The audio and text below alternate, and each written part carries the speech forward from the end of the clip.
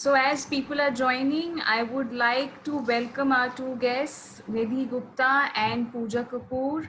Pooja is from OLX. She's from 1999 and 2001 batch from Alam Lodi Road. And Nidhi is from 2006 to 2008 batch. Both of them are doing really well in the companies that they are in. Today we have a session on the topic of future of HR. So a very warm welcome to everybody. We're going to have a very interactive session and we need to know what is the new normal in this field, where these two will give us some enlightenment, and also we'll have a very interactive discussion on what are the things that we need to learn and we need to know to be successful in our life. So welcome everyone. So as we start the session, I would like to bring in our senior faculty from the HR division, the area chair, Dr. Sanyukta Jolly. Sanyukta ma'am, can you please start with the session?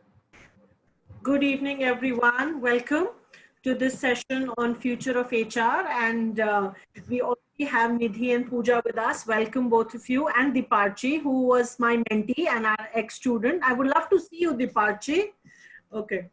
So I am Dr. Sanyukta Jolly. I am a professor in the area of OB and HR at ILM Institute for Higher Education.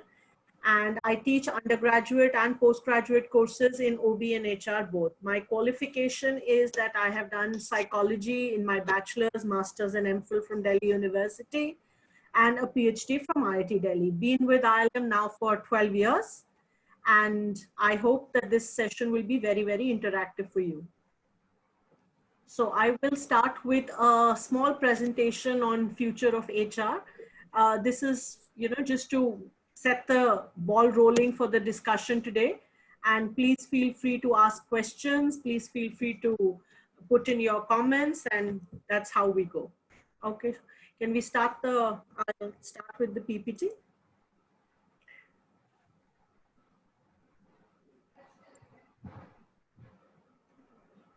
Can everyone see this? No, sorry, wrong PPTs. Just hold on. Can you see the screen?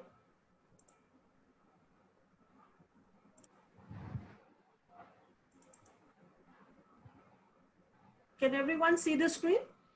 No, we can't see it. See the PPT? No. Now? No. Now? No, it's not clear. I think something's gone wrong with your screen. Yeah. Something's wrong with your screen. Is it okay now? Yeah, it's okay. Okay. Okay. So I'll just briefly take you through future of HR, what has changed over the last few decades. So we know that technology has, impacted everybody, and also the HR function. We are talking of the evolution of HR. People who are sitting here from the HR field know that, how the role of the HR manager has changed over the years, starting from a very administrative position to a strategist today. That's what HR has evolved into. So the cycle starting from the second industrial revolution to what we are today, it's more about having a center seat and playing a very strategic role in HR. The latest trend is to move from the transactional HR activities to more transformational activities, where we are focusing as HR as a business partner. We are looking at integrating technology. We are looking at, a culture which is all inclusive. We are looking at work redesign. These are all some of the things that HR managers today are expected to know. These are the skills that we are looking at. So before we go on, I would like to just show this particular video. So Osama, if you could just show this video, and then we can move forward.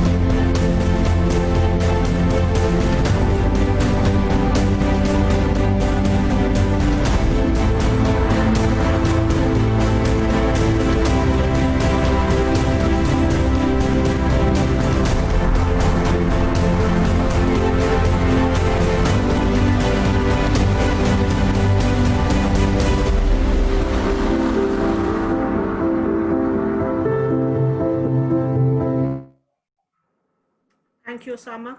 So I think this particular video just sets the pace for what we are going to be talking about.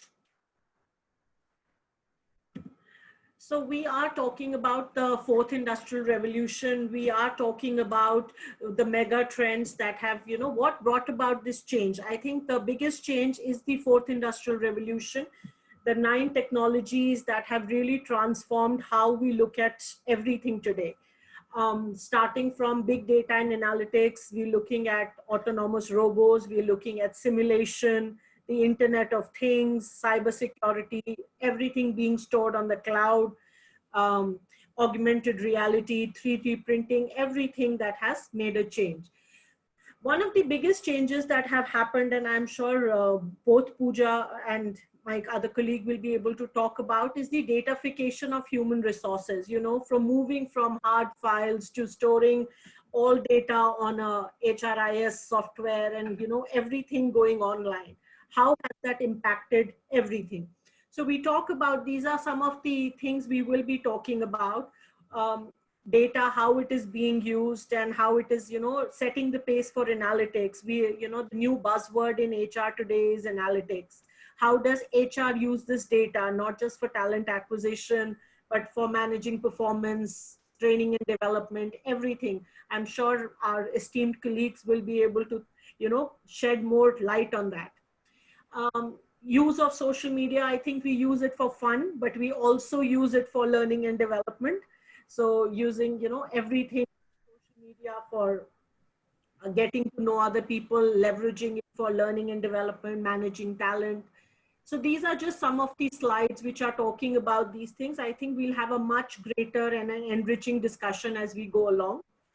We talk about the concept of gamification, how gamification is not just used to maintain engagement, but also to recruit people. So these are some of the things we will be all discussing in much more greater depth.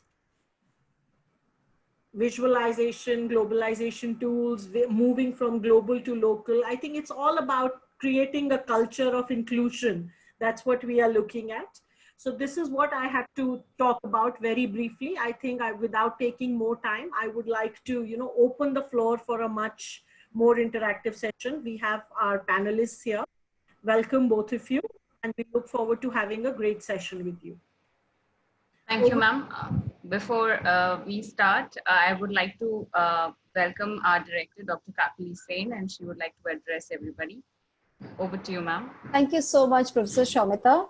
I'm sorry I came in a bit late. We had another session going on parallelly, so I had to, escape out of that. So pardon me for that.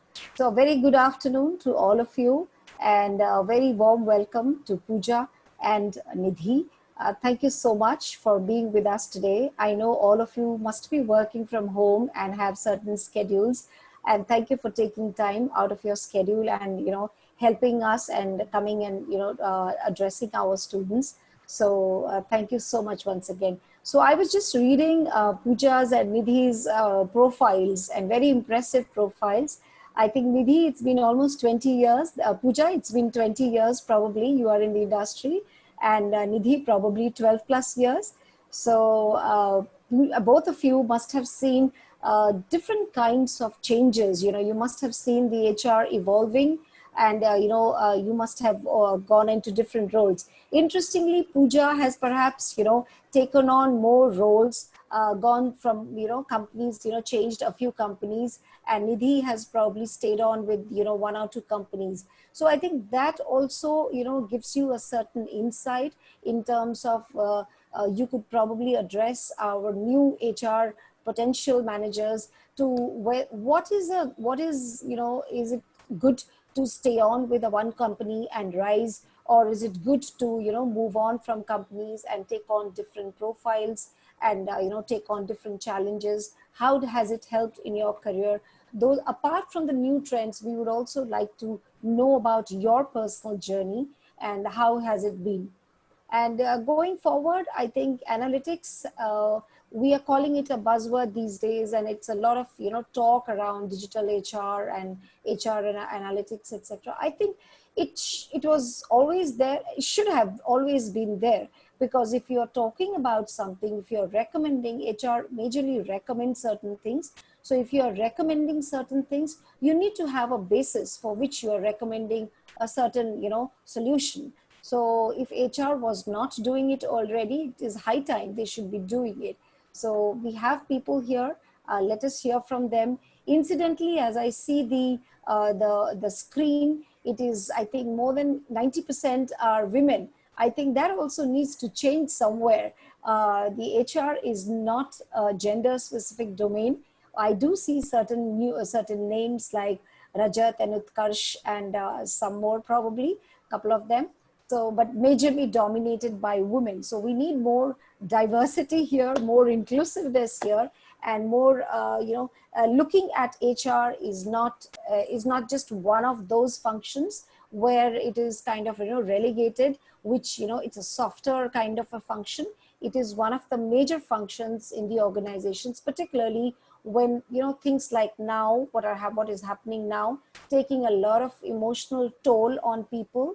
You miss your, your office, you miss your colleagues, you are overworked in certain situations like these. So all of those things need to be handled, and it is not just a gender specific handling tactics that need to come in. So probably those could be some of those issues which today our panelists Pooja and Nidhi could be taking up. So thank you so much once again. We are very happy to have you here, and we now open the panel. Thank you. Thank you, Kakoli. Thank you so much, ma'am. Thank you for addressing everybody. Now we move on to the next part of the session, and I would like to call upon Dr. Shivani Khurana, our very own Shivani ma'am, most popular faculty in our campus. So ma'am, please come and introduce the two panelists that we have here today. Thank you, Shamita. It's my actually proud privilege to introduce our most worthy alumni, Nidhi Gupta and Pooja Kapoor. We heartily welcome both of you in this session, and we are actually privileged. So now I will start the formal introduction with the younger one, at least for us, that is Nidhi Gupta. So Nidhi is 2008. Both are young, Dr. Shivani, correction please. Both are very young. There are students, there are almost like our kids. So both are very young. I was hoping to get bracketed there, but it's okay. No, there I came to your rescue. So there you are. So Nidhi is 2008 batch passed out from IILM and has completed her MBA in finance and marketing. Nidhi started her career with a sales profile with Makaan.com in 2008, just right after her post-graduation. And from sales, soon she moved her career towards business research and then to HR analytics, which is a present and future of HR. Nidhi had joined Aon Hewitt, now known as Kincentric, in January 2010 and has already spent more than 12 years with this organization. What a commitment, Nidhi. So currently she is working as operations manager, HR consulting, engagement and culture. In her career, she has supported some of the multi-billion-dollar clients with HR analytics and in evaluating employee engagement and culture, and has also spearheaded Hewitt's Best Employer study. In her free time, she loves to cook and spend time with her son. So any one of us can get an invitation for sumptuous lunch or for dinner. So get ready for that. Nidhi? Yeah, absolutely. Absolutely, Dr. Thank you so much. You So are I will welcome you, Nidhi. Now I will introduce Pooja. Pooja is currently a global HR leader at OLX Group, which is a household name. She is full of charm. She is an accomplished business leader with over 20 years of experience in HR domain, having served in various leadership roles across companies such as Sapient, Google, dunnhumby, which is a Tesco company, and eValueServe. In her illustrious career, she has been the recipient of numerous accolades, including being recognized as one of the 50 most influential HR tech leaders 2015 by Asia Pacific HRM Congress. Wow, Pooja. She was conferred the Women Achiever Leadership Award in 2016 by HRD Congress. And at OLX, she leads the mandate for people around diversity, inclusion, and employee growth. She is an alumnus of IILM and XLRI and is also a certified coach and a mentor to HR professionals. IILM welcome you, Pooja. And I would request Usama to show their videos. Hi everyone, I am Nidhi Gupta. I had been part of ILM family from 2006 to 2008. So I'm a 2008 batch pass out with majors as finance and minor as marketing. I am currently aligned with Concentric, which is more into HR analytics. And the business that I am with is culture and engagement. So provide a lot of insights to the HRs of our clients around the employee engagement, employee experience, the prevailing and the desired culture of the organization, and things like that. So in total, I have 12 years of experience, and with 10.5 years of experience with this organization. Earlier it was Aon, and now it was recently being taken over by Spencer Stuart. So it is Concentric. So I would like to talk about ILM, which has played a great role in my overall personality development and making me as an individual, a professional, which I am today. So ILM has really played a great role in terms of my overall growth. The course and the curriculum that this college offers is quite robust and vast. And in terms of the curriculum, they offer a lot of case studies and the internal projects that are getting done. The presentations that the students will have to prepare actually help them do everything at a ground level, and which actually helps us when we enter into a corporate world.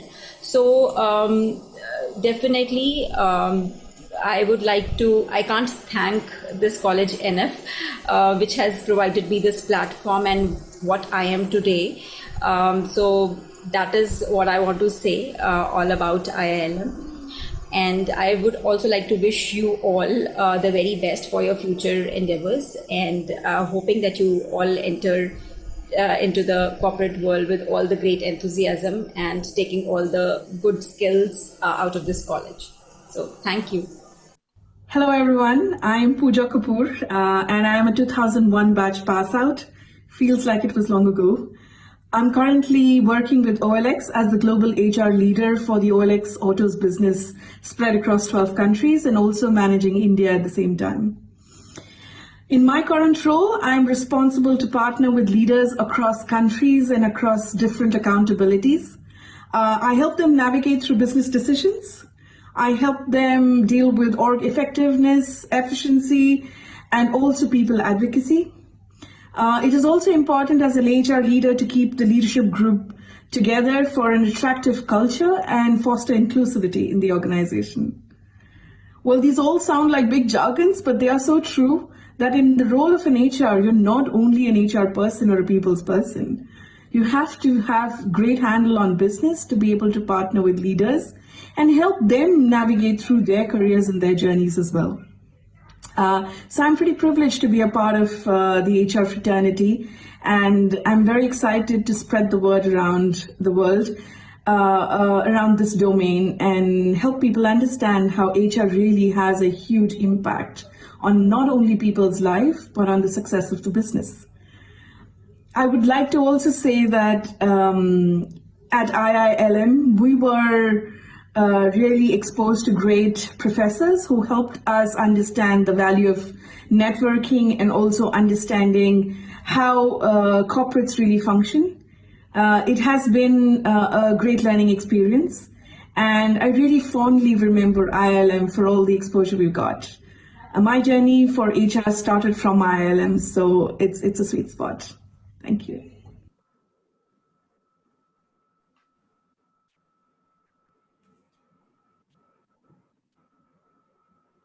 Thank you, guys. I think this feels like totally elated, but there wasn't any need to say so much. Thank you for putting everything up. Thank you so much, Pooja. Now we would like to move on to the talk show. So I would like to welcome one more senior faculty from the HR division, Atma Mankotia. Ma'am, please come. Hi Pooja and hi Nidhi. Good to have you here and hear about all your accomplishments and what you've done. So I'm sure the audience is also very eager to find out more about you. So I'll kind of start with very basic questions and then we'll move on to, the more interesting, deeper, complex questions. So this question is for both of you and I would request Pooja to answer first, only because she's senior to Nidhi in terms of, Can I reverse that? Can I reverse that and get Nidhi to answer first? That's how I would love it. So sometimes, seniority in terms of the batch. See, every batch, they do respect their seniors. There's always, it's not a question of age or anything. It's a question of how the older batch is always senior. So it's just that it's okay. If you want Nidhi to answer, that's also fine. So makes me feel a little younger, maybe. Nidhi, go for it, man. Okay, so basically it's a very standard and basic question that we want. We want both of you to talk about your reasons for finding your way to HR, human resources. Nidhi has obviously wandered here and there and finally reached it, but Pooja has actually decided to choose HR right from the beginning. So if you would like to take us, whichever one will like to answer first, your journey from the time you moved out of IILM till now. Could you tell us more about it? Yeah, I can go first. That's fine, as Pooja insisted. So I will go first.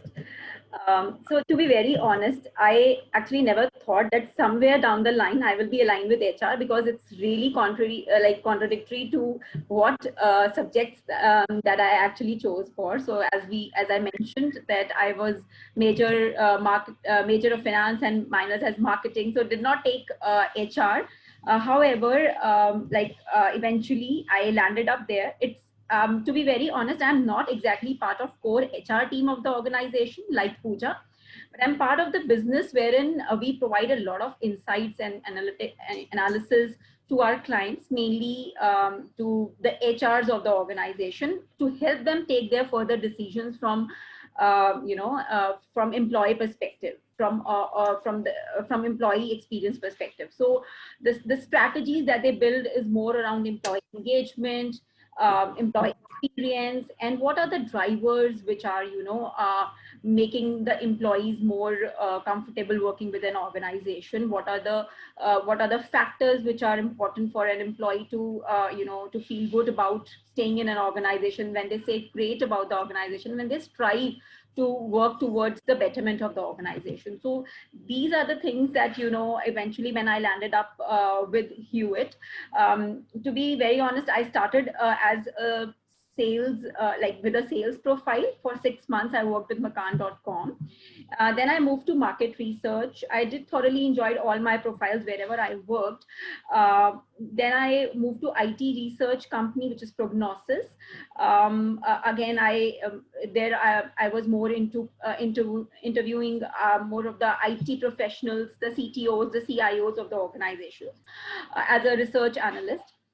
Then eventually I got an opportunity to work with Hewitt, and I somewhere made up my mind that, I want to get into HR analytics. The profile and the JD seemed very interesting to me. So I thought to give a try there, and eventually landed up there. And to be very honest, that was a day, and till today, I never regret that decision, that I actually decided to move into HR fields, though not directly as an HR, but into HR analytics. So it has been a great journey. 10.5 years with Aon and now Kincentric has given me a lot of great experience. providing those kind of analysis for the HRs, like what should they be doing it for the betterment of the organization? How can, because it is very the employee engagement and a company's performance is directly proportional to each other. So if employees are happy with an organization, it will definitely impact their financial results. And I think Pooja would agree with me on that. So and I have been within HR analytics, I would say it is not just one thing that I have done. Multiple roles have changed within the organization in 10.5 years. And one of my favorite and my very close to my heart is Best Employers study that I have always headed. You must have heard about it, Aon Best Employers, and earlier it was erstwhile Hewitt Best Employers and Aon Best Employers, and now it's Concentric Best Employers. So I've been heading that flagship product of ours, and it has been always talking about market-wise winners, who has won this year, who would be the winner, doing all those analysis. What are the best things those organizations have been doing? What are the best strategies these organizations, HRs of the organizations are taking up? So these kind of things have really have made me stay with this organization, and I would till now I haven't thought about leaving this particular profile because it is really close to my heart. So HR this is the reason that I have decided to stay with the organization and continue with my profile with HR analytics. Great, Awesome. Nidhi, that's good to know that you're enjoying HR despite not starting out like that, but you're going to stay with it, I hope, for many more years. So now, Pooja, what about you? How did you decide on HR? Were you clear right from the beginning that HR was the field that you wanted to choose? I don't think I was clear in the beginning, but I'll just say hi to Diparchi, Utkarsh, and I think Shreya, I know them. Probably Diparchi and Utkarsh definitely work with me in the organization if they're the alumni. So thanks guys for listening.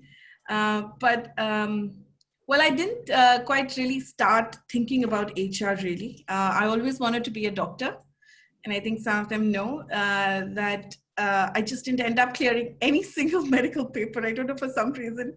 I probably gave it in multiple places. And I think I've now said it very many places that very early on in my life, I had an understanding of aptitude versus aspiration.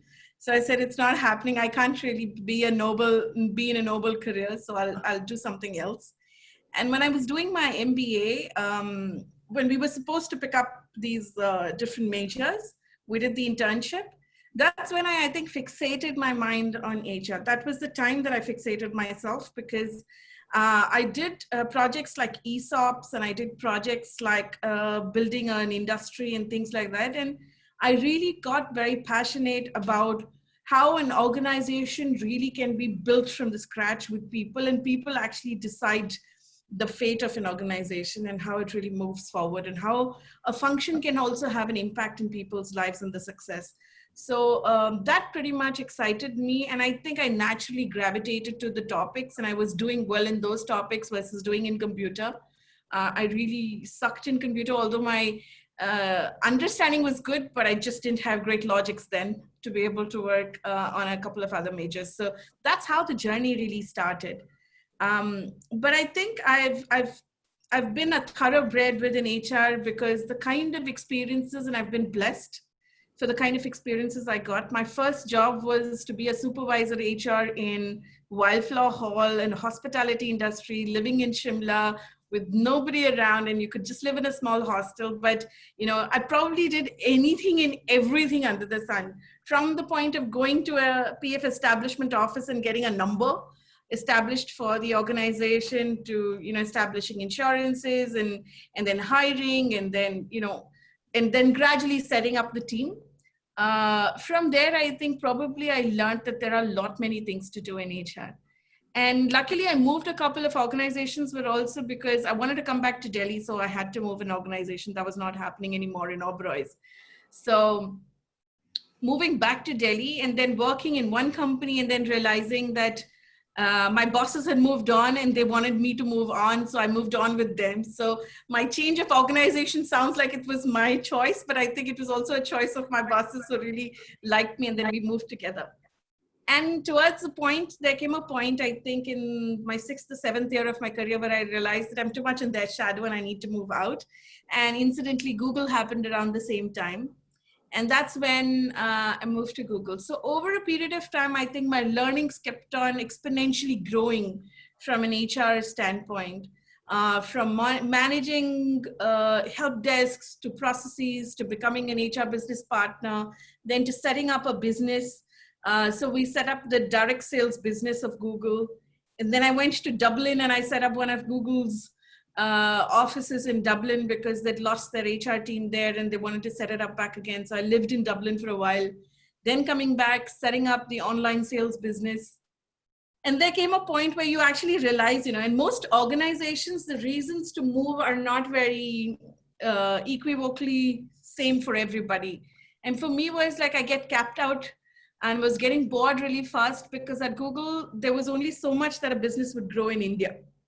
You don't go beyond that certain point because the large focus is on engineering outside India and so on and so forth. So having said that, I just realized that, if I had to do something more, I had to move out of Google or I had to move out of India. And at that time, moving out of India wasn't an option, although they tried enough for me to move out of India. So that's how dunnhumby happened to me. And then I took on that challenge of setting up a data science company, which was almost going to be shut down. And then from there, we started the journey of becoming a great place to work in 2 years' time. And then I think we kind of set the benchmark of being data scientists or retail data scientists in the industry. And now I think dunnhumby is one of the top 10 companies. If you search for data scientists, you'll get dunnhumby as a top 10 company.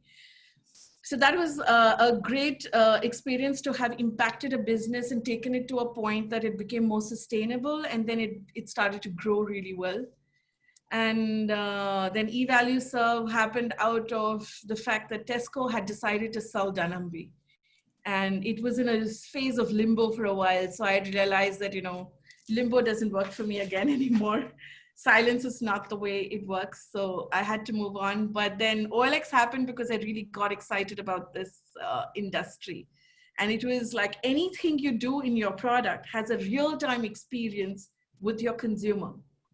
And that part really excited me, that how you hire people, how you build people's experience journey maps, how do you translate the consumer behavior into an employee's behavior journey map?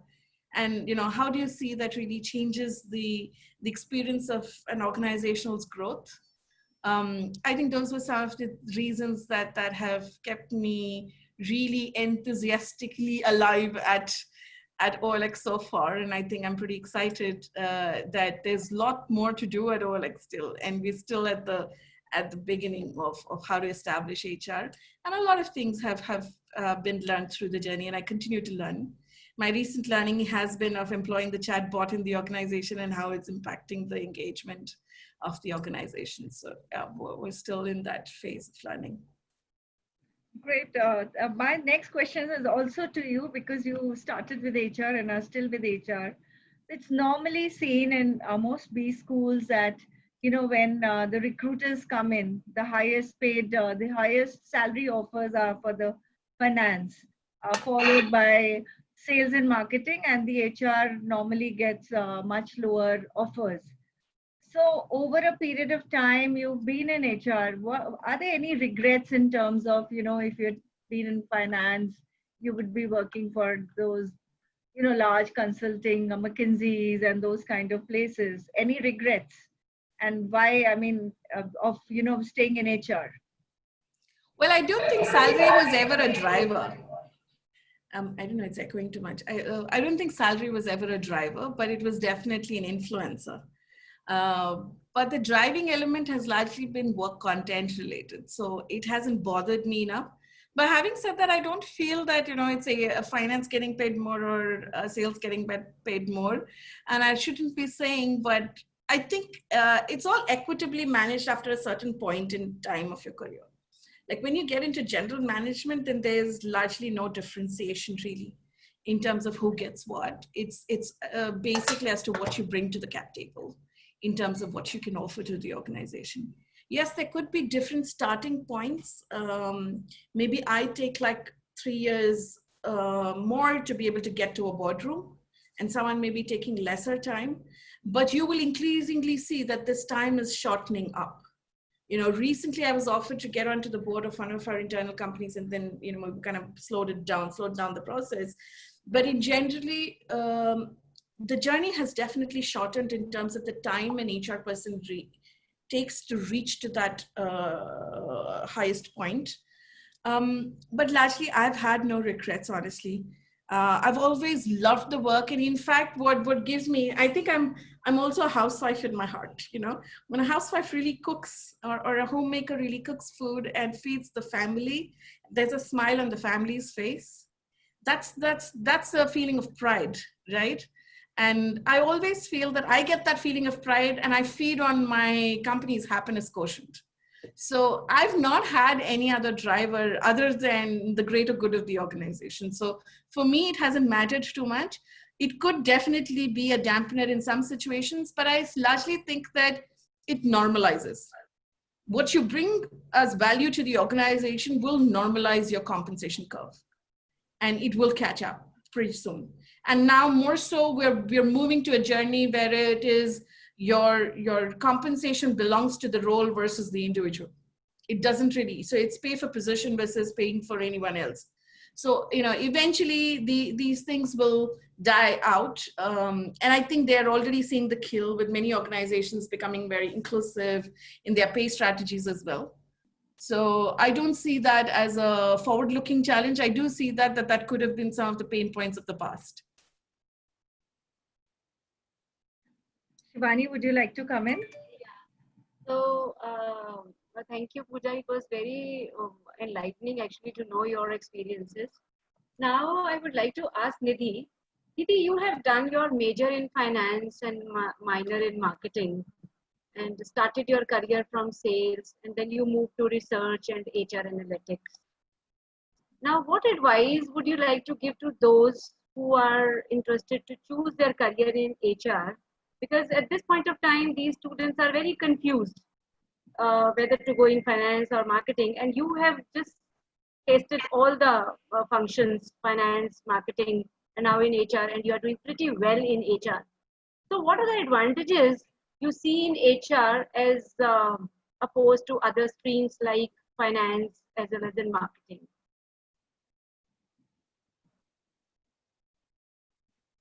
So Dr. Shivani, I completely got your question. So I would not say every domain or every field has its own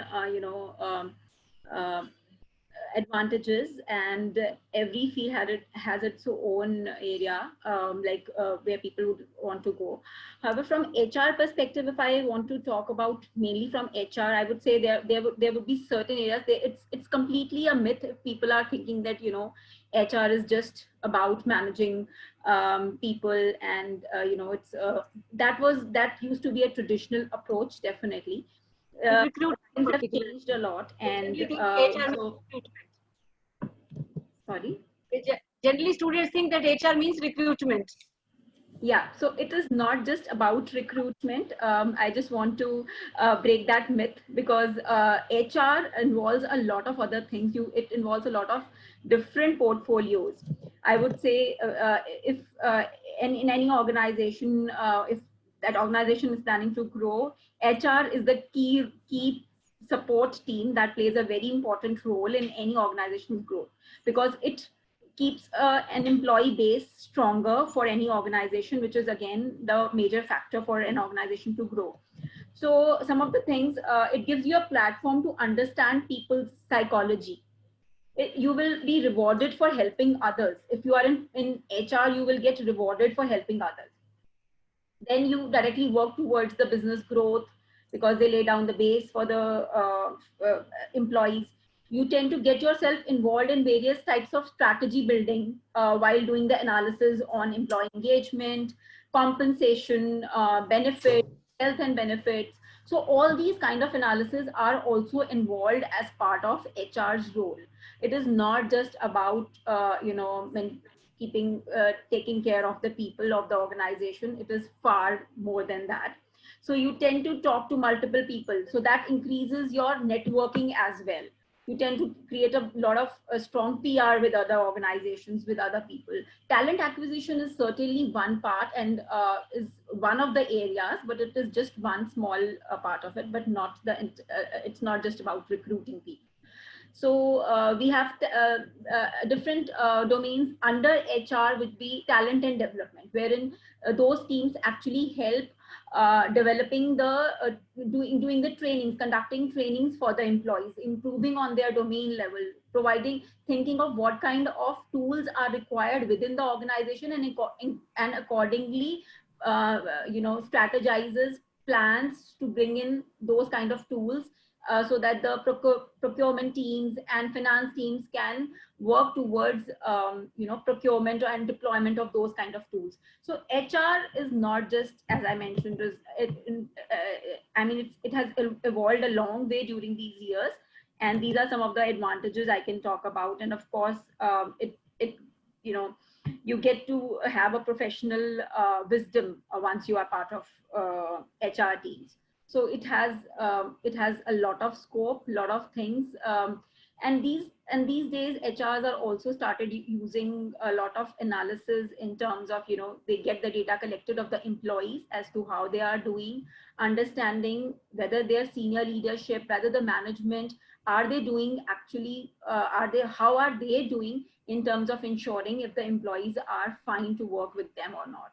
So a lot of things are involved. So I would not say that HR is, it's a myth that HR is just people management. Thank you so much, and you have summarized it beautifully and motivated our students to take HR, because now if I will just look at the trend, maximum students are opting for marketing, sales and marketing, followed by finance and then HR.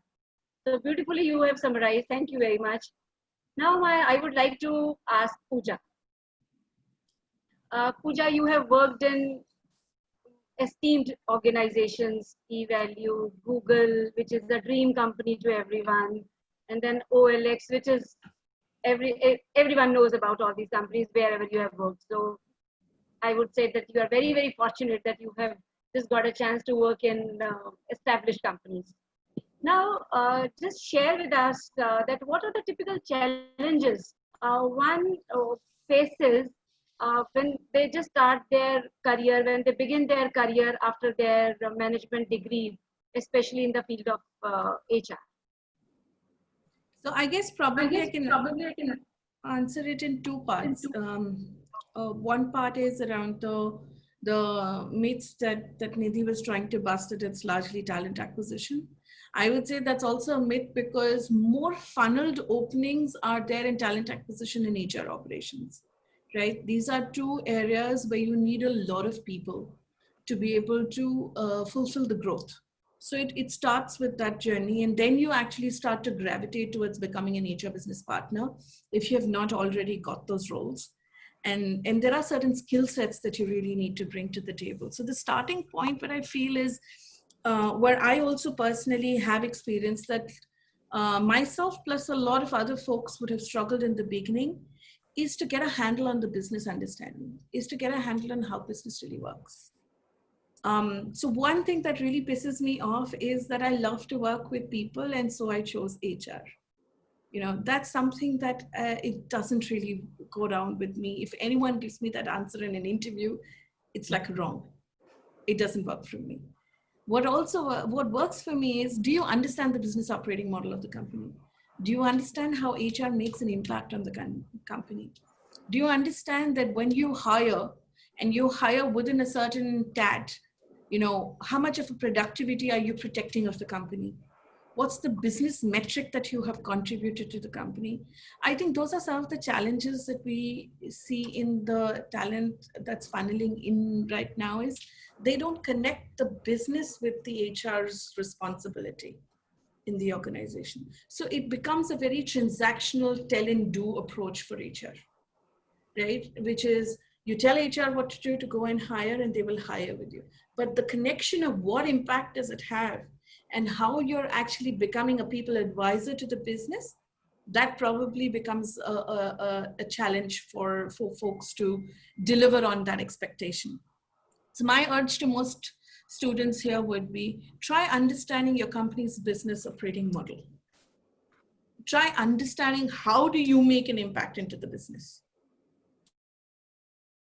That because of you, your business has done really well. I sit in business reviews, and if I hear that my productivity of the organization is down, I have two questions. Do you have the right resources and capability to deliver? And what are your challenges in delivering that? And if they answer that I haven't got my resources, then it is something that is related to the business and HR to go and figure out what are the calibration issues and actually getting out the resource, right? And then delivering to the outcome. So largely, to my mind, I think the challenges are mostly related to business acumen. And second one is that if you have the empathetic quotient in your skill set, you are 2 steps ahead of the business. And I can tell you for guarantee, you go into any organization, today I think the world is changing, but when I used to work, I would say 10 years back or 15 years back, I would be supporting a business leader who was 3 times more experienced than me. But I would be supporting that business leader and telling the business leader how to put someone on a performance management program. That's because we inherently knew that folks who are in HR bring more maturity, bring more eloquence and empathy to the table, and they probably will guide you to be able to do the right thing with people. And that was the starting point of ensuring that you have an inclusive behavior in your organization. But we never called it inclusive behavior. We said coaching the manager to be able to get things right. Right, so those terminologies are also evolving. And we as professionals are evolving because now we have hard data. And to Nidhi's point, there's a lot of data crunching. And we will not only restrict ourselves to engagement data crunching, but it is data crunching in workforce analysis, which tells me that if 10 people are generating an X productivity metric for me to ensure that there's an efficiency in the organization, do I need to bring the headcount down?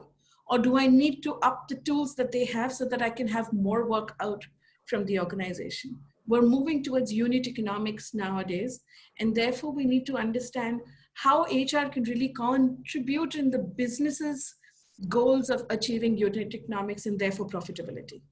So those are some of the challenges that I still foresee. But I would assume that we are now so widely well-read that most people should get it. It's the effort analysis that needs to go in to be able to be prepared to take on their own careers. Thank you, Pooja. Nidhi, I would ask you a question. I think this is based on what you were talking about. You talked about how HR is, moving towards analytics, and you've been in that field. So it's moved from, you mentioned in your last comment that it's moved from people management to more number driven, data. What do you have to say about this growing trend?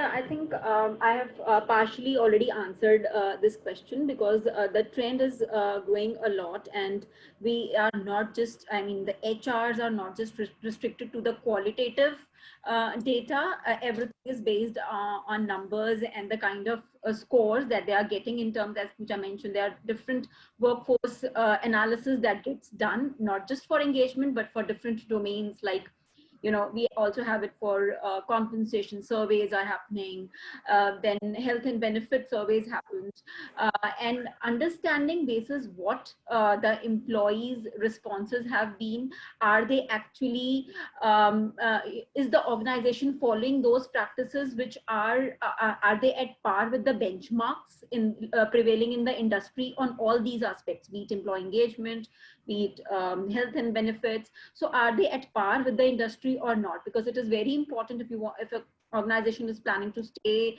is planning to grow and strive to grow in the in a particular industry, they should be at par with the industry norms as well. So all these analytics, the different tools HRs are using these days to maintain their like work days and to maintain their HRIS, and different kind of analysis that they get it done from third parties, so that they also there's anonymity in the data can be maintained. So all these things are being utilized by different HR leaders, and some of the practices they also figure out whether in some of the practices which the HRs are following, for example, for an employee value proposition, say, or for a assessment for selection, or say recruitment and orientation, or performance management. For all these things as well, the HRs are checking whether they are right now sitting at a nascent stage as compared to the industry or the market benchmarks, or whether they are moving towards or evolving and having a capability, or are capable of moving towards the the top quartile benchmarks, or actually they are already at a mature stage. So all these analyses are getting done at HR level, and it's a vast thing. It is not a small portfolio that we all keep on thinking about, and it needs to be definitely this myth needs to be broken at any given point in time, because when I was in college, I also used to think like, HR is just about taking care of people and all that stuff. But no, this is not the fact. There are a lot of things happening, and competency building, doing a competency mapping within the organizations. For all these things are for as well, different kind of tools are getting used, different kind of analysis are being done, and then a proper decision is getting taken in the organization. So this is how HR is evolving, and analysis is being done in this industry from so, HR. Nidhi, thank you very much. But I have a second question, part 2 to this. So you've been in 10.5 years, you've been working, and Pooja, you've been working for more than almost 2 decades.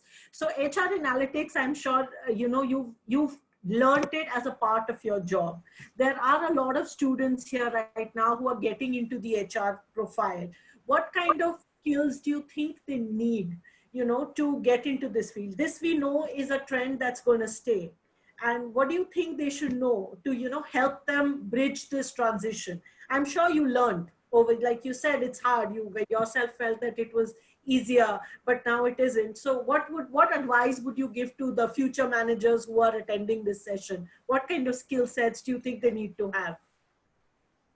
I think to start with, maybe Pooja, you want to add later, but what I personally feel is, and what I also started doing it when I started, having entered in this particular field of HR analytics. First few things that you really need to be very pro on is Excel analysis. You should be having those Excel skill set, which is the must have.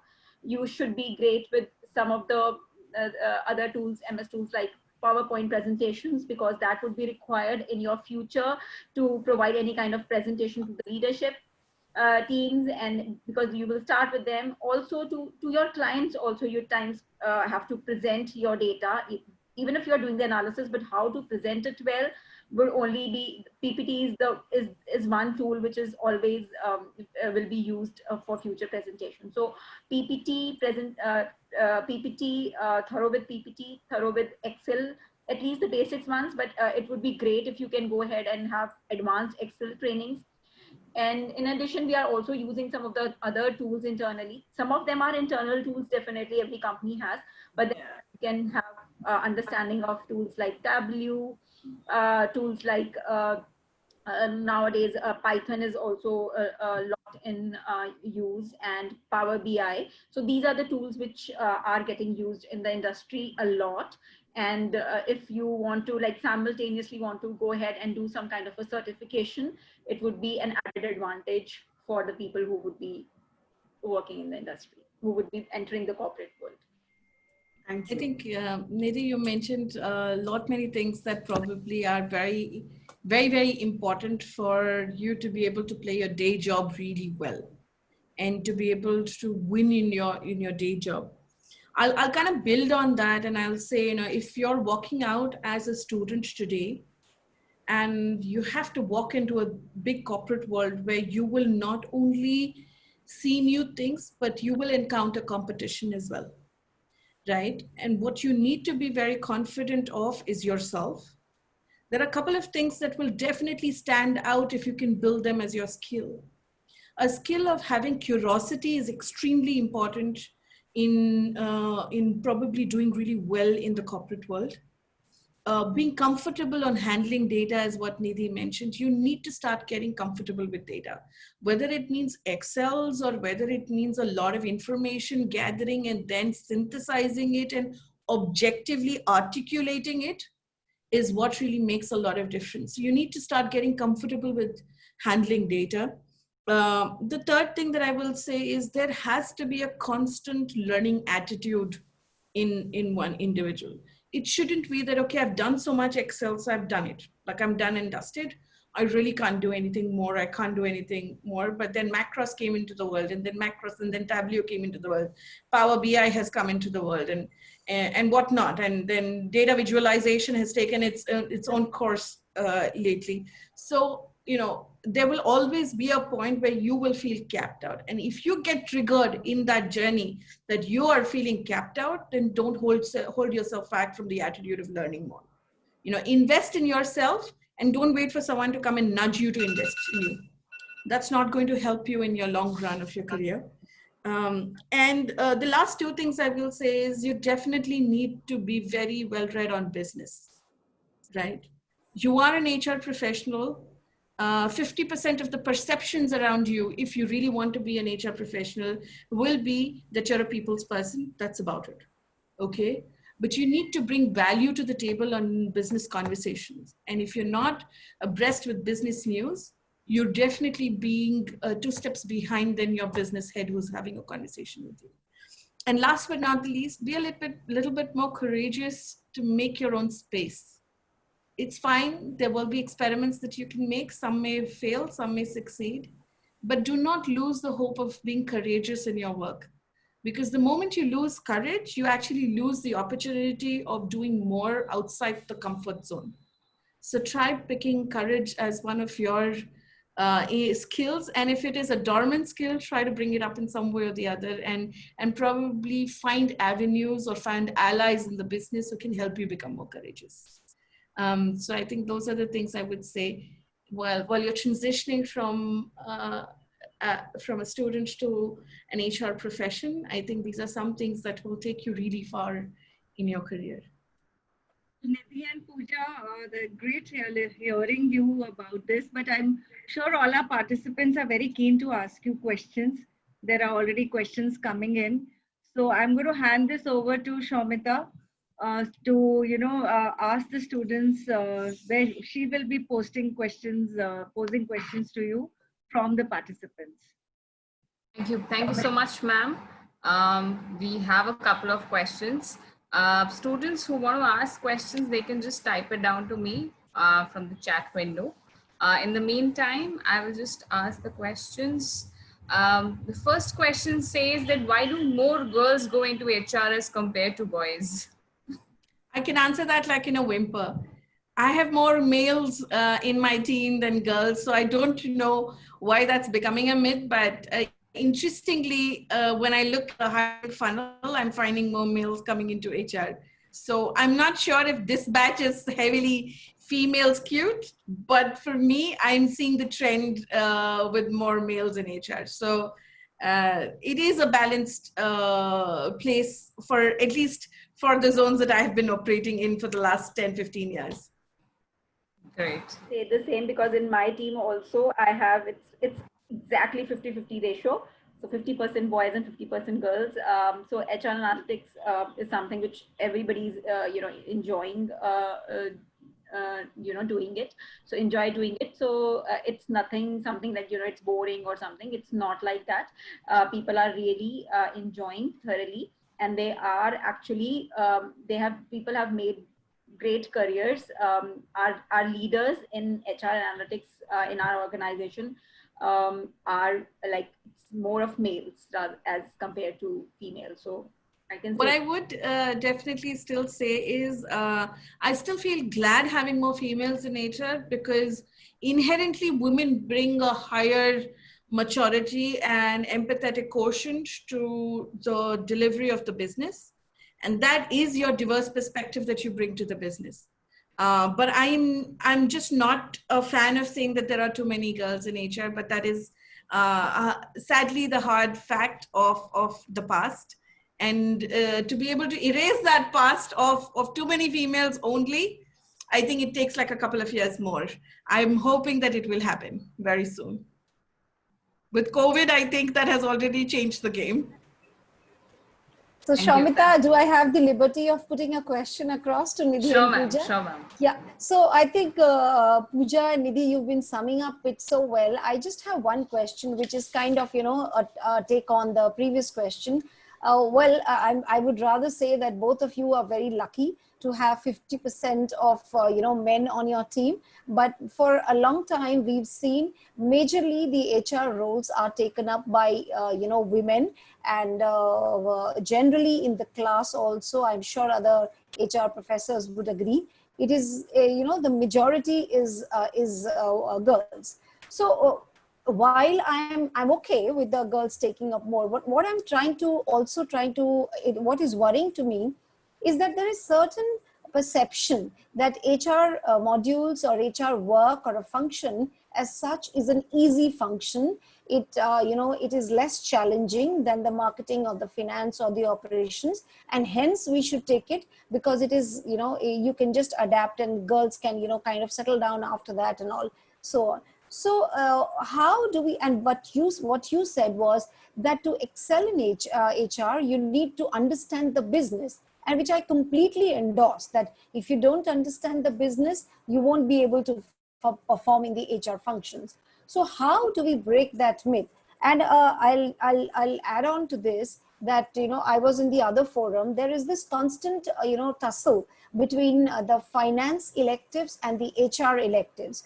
In general, they are not offered together, saying that, while marketing and HR may be offered separately so that students have the opportunity to take both marketing and HR, similarly marketing and finance, but generally finance and HR electives are offered parallelly, and so that they can't take both, they have to choose one. And one of the things which is being also said is that it is not a great thing to have a finance and HR kind of specialization. It doesn't lead you anywhere, and it doesn't really look good or have much opportunities. What do you think? I feel otherwise. So what do you think about this, and how would you address this? I think I concur with you for the fact that it should be offered as separate courses, and I don't think there should be a need to forcefully make it parallel. That could also be a function of what your intake rate is, because of which, eventually colleges have a business model, right? If your intake rate is low, then you exactly know. So it again goes back to data. If your intake rate is low, then you will say that let me make this 2 parallel courses versus totally investing all my faculties and energy into one course. Having said that, look at it from an angle that a car has 4 wheels, right? One is business, the other is business or strategy, and the other is operations, and then one is finance and one is HR. Let's say business operations includes marketing to a certain extent, because in my head, it's all business. And finance and HR are your strong pillars. If you're actually overtly skewed on this side, the car does not get balanced, right? And it's on the same side of the scale. I would say the world needs to move on being able to see 2 parallel courses, 2 separate courses. But if push comes to shove, they are forcefully made parallel. Then the choice should be left on people with more education of what the career is going to look like for people. I don't concur with the fact, or I don't agree with the fact that, HR and finance cannot be learned together. I have seen a lot of HR folks who have done really well, but I have seen doubly better finance folks who have been in finance and HR roles and have bombed. I will name you companies, and I will start with Flipkart, and I will stay with the companies where finance folks have taken bigger roles of finance and HR, and the HR has bombed totally in the company. So it is extremely important to understand what industry is, where the trends are, and then go ahead and decipher how those courses can be offered. So I would say that there is a lot of provocation here to be able to put in place for people if we really want to change the game in the industry. So there were two, thank you so much, Pooja. There were two parts of my question. One was that, should they go together? Do they make a good profile?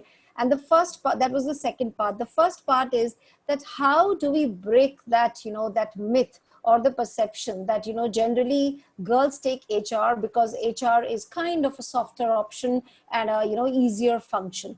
How do we break that myth and encourage more and more boys to come in and vice versa? More girls could go into sales and finance, of course, there are girls, but more girls could go into sales and more boys could come into the HR. How do we break that myth?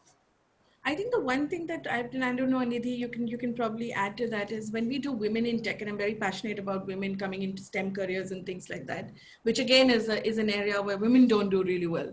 But largely what we do is while we have women role models, we have also male role models sitting in there, telling them what it works, and then you show the mirror image of a woman what it works there. So if you really have to educate people that this is a very balanced career and it's not overtly skewed to one gender, I think you can focus your agenda on getting more male leaders who are in HR to come and talk to people and say what they have done in their career, how they have built an organization, how they have contributed to building the business. And you will start to see that there is more inspirational value when people will start to get attached to the topic, right? And over a period of time, when data becomes a part, when business acumen becomes a part, of that same inspirational talk, you will start to understand the education behind it, and it will make a skew. But I think it starts from the root, wherein I would say in the colleges itself, we stop talking about this myth. We have to stop talking about it.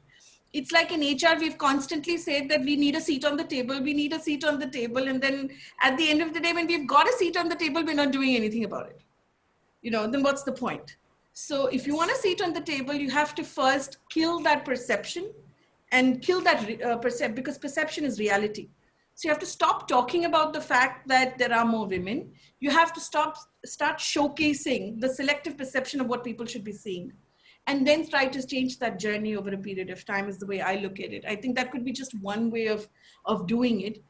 But I think more education, more awareness, more role modeling is definitely going to get there. Here, I would like to say in the manufacturing, if you go, manufacturing HR has a very huge role to play. There you only see males. In fact, they don't encourage women. So there also there are issues. In fact, you have some advertisements which say only male members, male HR they will only recruit males. So that is what's happening in the manufacturing sector. Look, I think it's also a function of society. It's a function of culture. It's a function of cultural issues. Social cultural issues. Like for me, I work in OLX, so my headquarters have a very good gender balance. But when I go to feet on street sales, I don't have a good gender balance. Because in my feet on street sales, if I want to make a salesperson go and do collections in those sort of, let's say, Karol Bagh mechanics market, right? Women are not ready to go into those spaces. So our socio-economic culture is itself to blame to a certain stage for not fostering that sort of space. So perception, the reality of your infrastructure, the reality of people around you, the reality of who deal with you itself is going to make a lot of difference. Until you saw a black male become a president, you did not know that black male could be a president of a country, right? So it just needs a bit of role modeling to make happen. True, you're right, Pooja. We completely agree with this. Yes. Yes, Shamita, probably you want to ask. I'll move on to the next questions quickly. I just have a hard stop in the next 10 minutes. I'm so sorry. I didn't plan for it to be this long. Would that be okay? Yeah, sure. We'll just take 2 questions and then students can write back to us and we'll get your questions reverted. So guys, please mail to us. The next question is from Anusha Kari. She is asking, generally it's easier to find jobs abroad if you come from finance and marketing. But in HR, it is seen that if you are from a different national origin, it is not that encouraged. So do we have less possibility of getting jobs globally or leading our career abroad? I would say, for a lack of a better answer, I will say yes. The possibility marginally reduces. That's also because I've been through that journey. Probably I can share that when I was running HR for Dublin, and the option now that I'm running HR for so many countries. It's around 12 countries, and there are Spanish countries, there's Bahasa, there's Indonesia, and then there's Nigeria, and there's US. And you look at the dynamics of the organization, you look at cultural sensitivity is very different. Compliances are very different. Employee relations that are managed are very different. You need to slightly be more embedded into that cross-cultural understanding to be able to deal in the HR space. Strategy, I don't think there'll be a problem. So today, at least at my level, I don't see a problem that if I were to sit in Amsterdam, or if I were to sit in India, or if I were to sit anywhere, I probably will still run the strategy of HR. I can still run the team. But when you're actually growing up the curve, it's extremely difficult to get roles for a foreign national to be serving a core society of a country. It's extremely difficult because there could be language barriers, there could be compliance barriers. So there's a steep learning curve involved in the cultural understanding of the role. And I'm not saying that marketing and finance cannot happen, but they're largely finances. And please don't take me wrong, I still make fun with my CFO that no matter what you get paid, no matter what you do, you still work on Excels and on numbers. You just don't do anything else. So, I think it's more to do with the kind of complexity of the job HR brings to the table versus the less complexity that finance can bring to the table. It's more universally similar in terms of understanding, but HR can be far more complex in different regions. Thanks so much, Pooja, for answering it. I hope, Anusha, you get some clarity from here. We quickly move on to the last question from Stuti. She says that as human resource, she's hearing about more generalist roles like operations and recruitments compared to more specialist roles. So how is the growth dependent on these domains in HR? More generalist or more specialist? Nidhi, would you like to take this up? Nidhi, yeah, Pooja, please. Yeah. Well, I would think that it's dependent on what kind of organizations. Organizations that are largely at scale would need a lot of specialization because they need to house a lot of things and centralize a lot of things. So therefore, you need like a specialist track. But if the organizations are small, nimble, on their feet, then a lot of generalists are required to be able to run organizations, because you can't have a cost model where you have one person in comp, one person in, 5 people in recruiting, one person in performance management and all of that. That's practically impossible to house a cost model. So where you don't have a very scaled organization, then you need to get into cost-effective models where HR generalists are more required. But where you have large-scaled organizations, their specialization absolutely is the key. Without specializations, organizations can't survive in those places.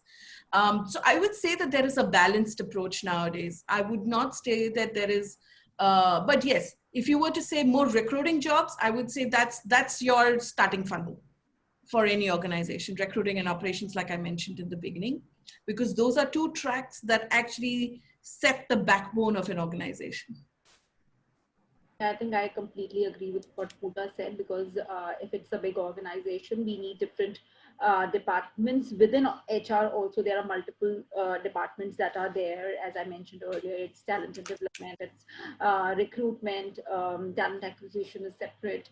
And then there are other, HR teams, line HR, then HRA separate, HR advisory teams.